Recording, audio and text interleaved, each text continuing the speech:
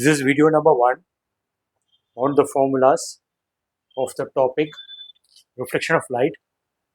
Timestamps are given in the description box. You can watch parts of video if you're running short of time. In this video, I will discuss formulas related to laws of reflection and image formation of spherical mirrors. Laws of reflection: the angle of incidence and the angle of reflection are both equal. Here this is a plane mirror. The right side is silvered, left side is shiny side. The incident ray goes and hits the plane mirror at an angle I. This is the normal. This plane surface will have a normal. At the point of incidence, this is the normal, and this is the reflected ray, and this will make an angle R. The first law states this angle and this angle are same. For example, if this is 30 degrees, this also will be 30 degrees. A plane mirror will look like this. So one side is silvered, other side is the shiny side. So the plane mirror is kept like this. From this side, it look like a straight line. So that is this line. And this plane surface, the light is incident like this. And at this point, there will be a normal.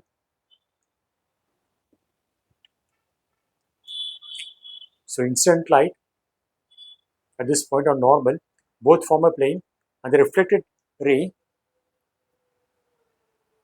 will make the same angle with the normal.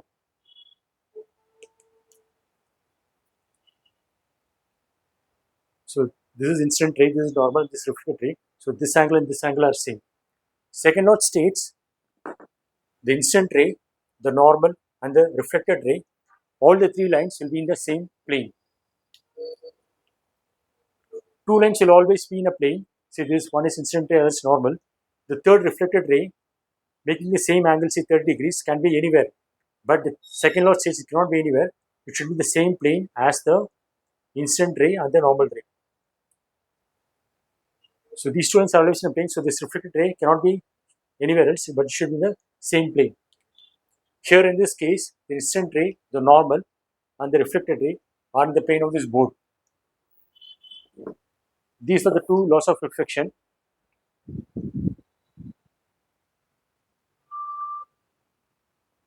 Instead of the mirror being a plane surface, it can be of any arbitrary shape. Even for this mirror, the laws of reflection are valid. For example, for this incident ray, this is the angle of incidence, and this is the normal at this point where the incident light hits the surface, and this is reflected light. So this is the angle of reflection. So even for this mirror, I equal to R is valid, and also the incident ray, the normal, and the reflected ray will be in the same plane. This is a plane mirror. Suppose this is made up of flexible material, I can deform it and get any arbitrary shaped mirror. Another way to understand this is, if we just take a small part of the mirror here, it will look approximately flat. So it does not matter whether how the other parts of the mirror look like. So the laws of reflection of mirror are applicable for any shaped mirror.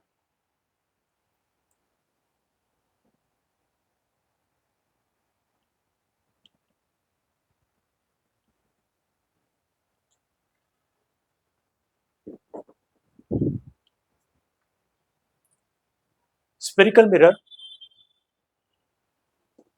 it's a part of a spherical surface.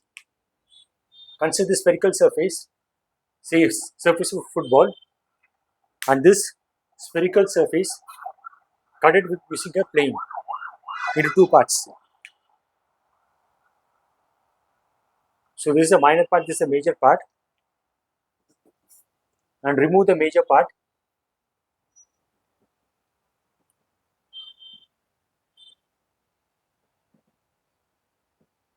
And here, if I silver the right side, This is the shiny side, so the object will be placed here,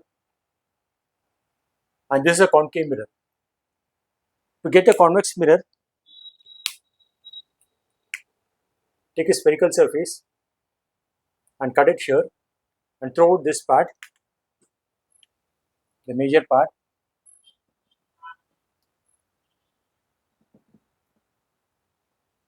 Here silver the inside. So the object will be placed here. This is a convex mirror. For concave mirror, from the object side, this thing looks like a cave. So that's it's called concave mirror. Convex is the opposite.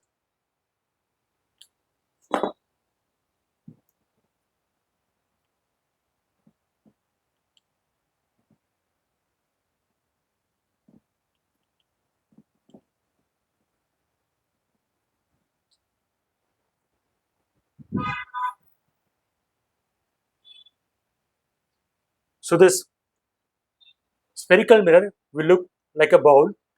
So if I keep this thing on a flat surface, it will touch this flat surface at one point, and this plane surface which is touching this spherical surface at one point is a tangent plane.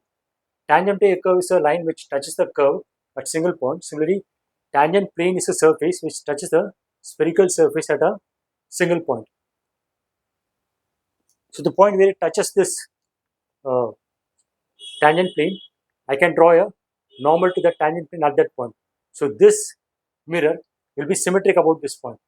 This is a concave mirror, and in the middle of the mirror, at this point, if we draw a normal, it will be the axis of symmetry for this mirror. Same for convex mirror, the shiny side will touch this tangent plane, and in the middle of the mirror. So if we draw a normal at this point, there will be axis of symmetry of this mirror. So principal axis is axis of symmetry of the mirror. Now if we send a parallel beam of light, all will get reflected and will meet at single point on the principal axis. That point is called the principal focus. For a convex mirror, the parallel beam of light after reflection will diverge, but if it is projected backwards, it will appear to start from a point. So this point is called virtual focus.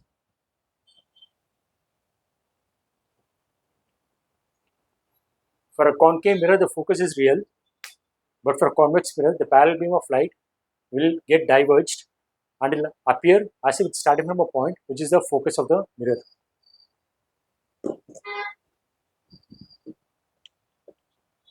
And the focus of the mirror lies on the principal axis, which is the axis of symmetry.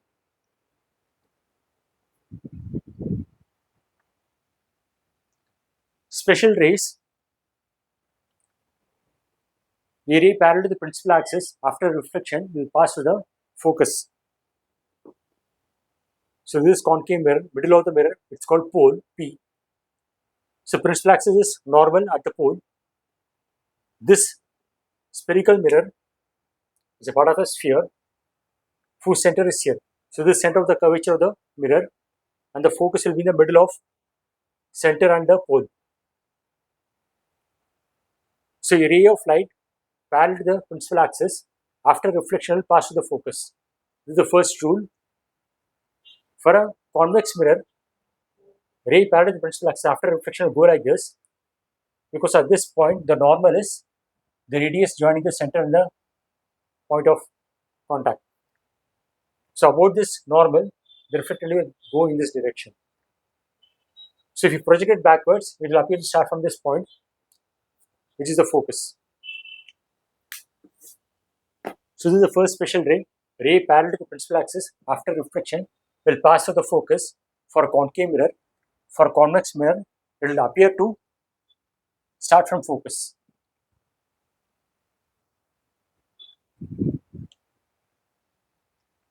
Second special ray, a ray passing through the focus of this concave mirror after reflection will come out parallel to the principal axis.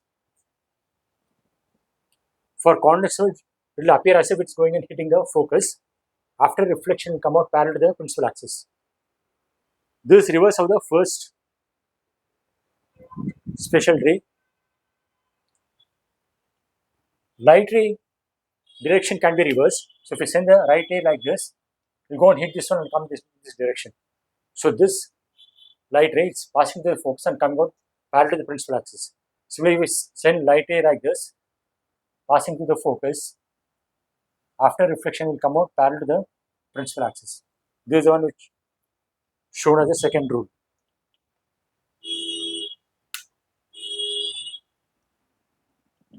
So this second special ray is ray passing through the focus of the mirror will come out parallel to the principal axis.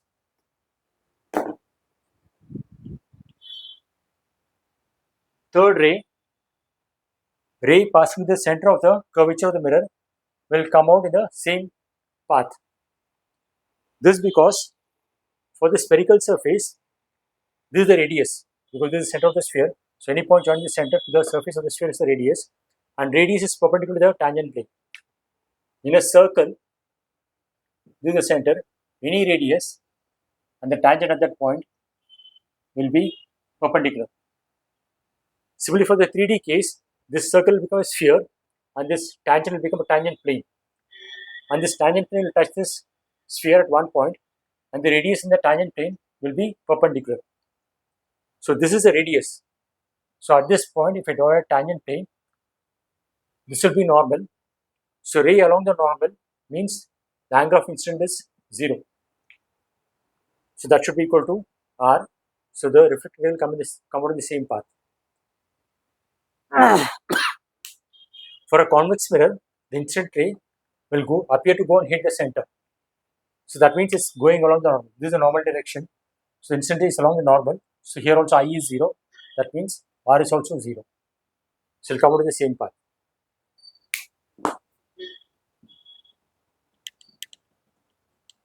So the third special ray is ray passing through the center of the curvature of the mirror will come out in the same path.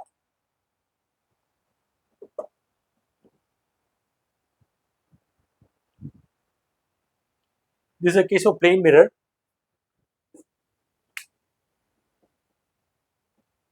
So this is the incident ray.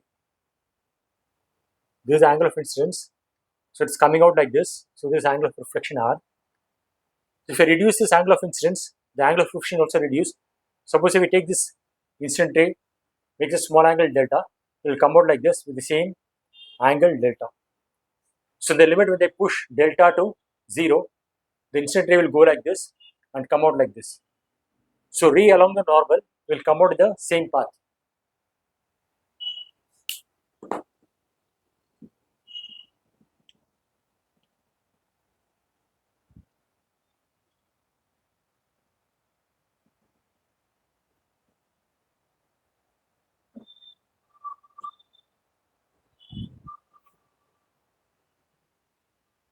Fourth special ray. So this is a concave mirror, principal axis of symmetry. So the light ray going and hitting the pole will come out symmetrically. So if whatever is this angle, the same angle will be the reflected ray. So simply for a convex mirror, the light ray hitting the pole will come out symmetrically.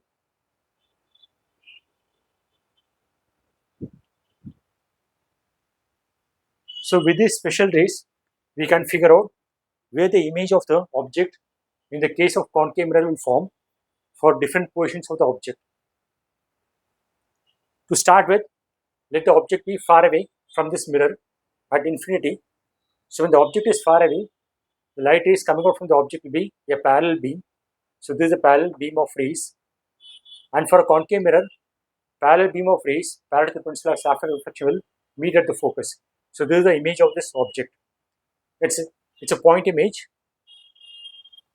Next, I will move this object close to the mirror somewhere here beyond C. C is the center of curvature, F is the focus, P is the pole. So from infinity, the object is moved somewhere here beyond C. That is this case, the object is here beyond C. And for this, the image is forming here. To get that image, follow the rules of the special ray. One special ray is ray parallel to the principal axis after reflection passes the focus. Second special ray along the normal, that is the line joining the center of curvature in the surface. will come back the same path. So this is ray number 1, 1, 1, and the second ray 2, after reflection is 2, and it's coming here. So both 1 and 2 meet here. So 2 rays from A meet at this point to give the image of A as A prime. Actually, there will be a lot of rays coming out from A, but these are not special rays. These are arbitrary rays, but all these rays will meet at A prime.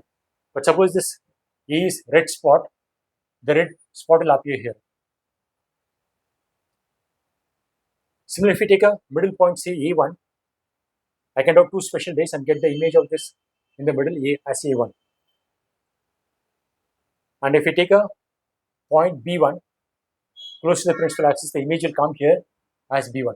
You have to take 2 special rays and get the image of any point of the object. In the limit, this point B will give the image at B prime. So you can see A1 to A it's upwards, but in the image A1 to A is downwards. So the image is getting inverted. And one more thing to notice is, as the object is moving from infinity to nearby, the image is moving from the focus to outside.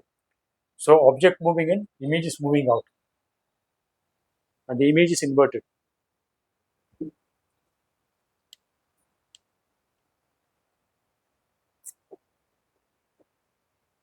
So now from beyond C, I'll move inside, the image will come outside. At some place, both the image and object will meet. That turns to be the location of the center of curvature. So the next case,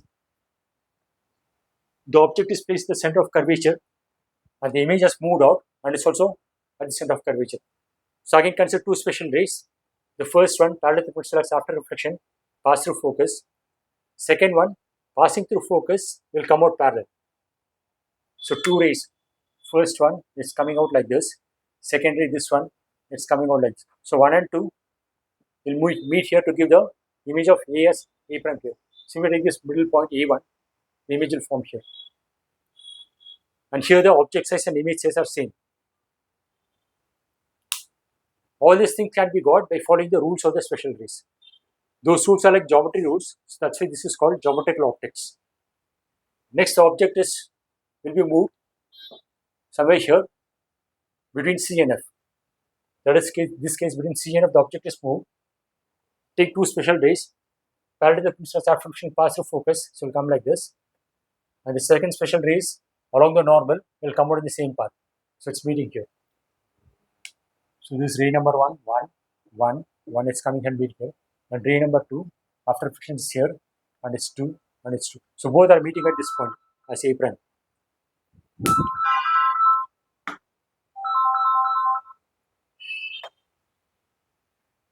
So as the object is moving closer to the mirror, image is coming out, and the image size is getting bigger. At the point where I am meeting, both the image size and object size are same. When the object is far away, that size is more. So whichever is far away, that size is more. So as object gets closer, image is moving away, and the image size is more compared to the object size.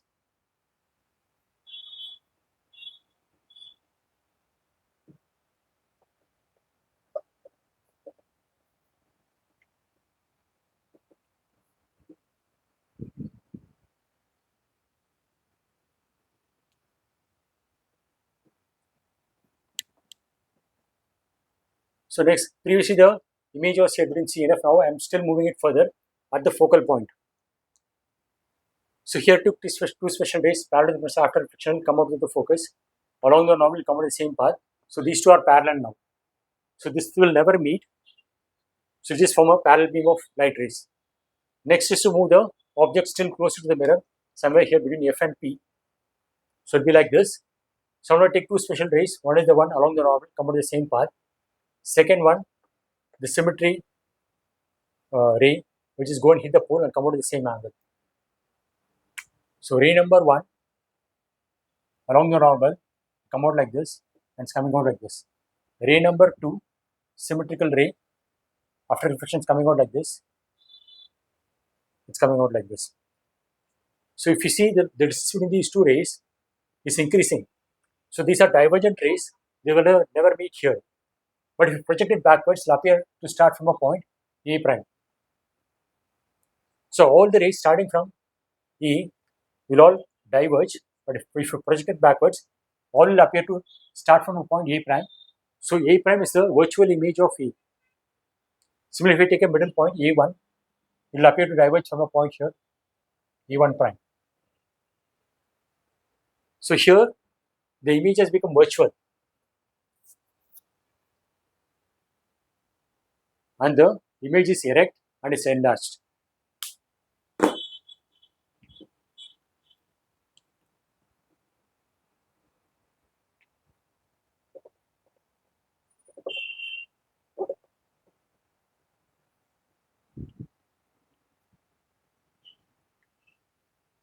So this is what is summarized in this table. Position of the object, first at a large distance infinity, it's brought in beyond C, then it's kept at C, between C and F, and then F, and then close to the mirror between F and P. So the image is at focus. As the object comes moving in, image will move out. So it's going between F and C, and both will meet at C. After that, as the image is between C and F, the image is moving away, going beyond C.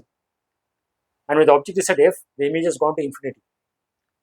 And when the object is close to the mirror, between pole and the focus, the image becomes virtual, the last case, and it's an enlarged image. So the one which is far away, it's enlarged.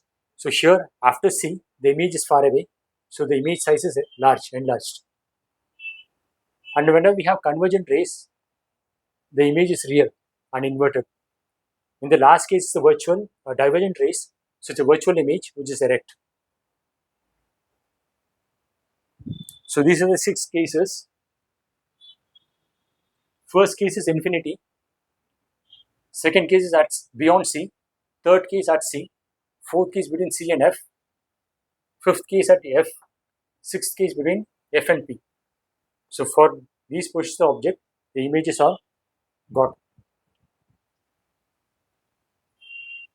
So that's for a concave mirror. Similarly, for convex mirror, object is a large distance infinity. Whenever the object is a far distance, the light rays will be parallel, and after reflection, they will diverge, but they appear to start from a point which is the virtual focus. Next, the object is brought closer to the mirror, but wherever it's kept closer within a finite distance, the result is same. Take 2 special rays, one parallel to the principal axis after reflection go like this. So projected backwards will appear to come in this direction. Second special rays along the normal. It's this normal because this point is joining this center of curvature. So this is the radius. So this is a normal direction. So light ray along this direction of this normal will come on the same path. So these 2 rays, the first one, this one, one projected backwards, this 1, and then 2, it's coming back, projected backwards, this is 2. So 1 and 2 will meet at this point. So that is A prime. So all the light rays from here will appear to start from this A prime. Similarly, take a middle point A1, will appear to diverge from this middle point here. So here the image is virtual, but it is diminished. In concave mirror, the virtual image is enlarged, but convex the image is diminished. And here, once the image is virtual, as the object moves nearby, the image also comes nearby. When the image is real, in the case of concave mirror, when the object is moving in, image will go away until it forms virtual image. But once the virtual image is formed, when the object distance decreases, image distance also decreases.